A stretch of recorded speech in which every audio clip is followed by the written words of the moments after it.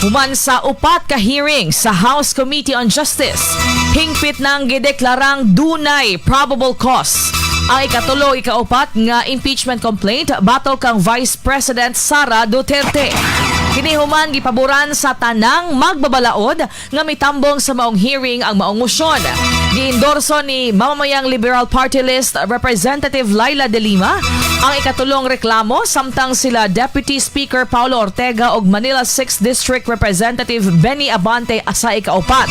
Sa karon isibog na ang report sa maong komite ngadto sa plenaryo sa Kongreso aron desisyonan kung angayan bang ipalagpot sa pwesto ang bise o isumite na sa Senado ang alang sa trial. Samtang na desisyonan sab sa komite nga dili abrihan ang misteryosong green box. Diin sulod ang tax records nila Vice President Sara Duterte ug bana niining si Attorney Manasseh Carpio.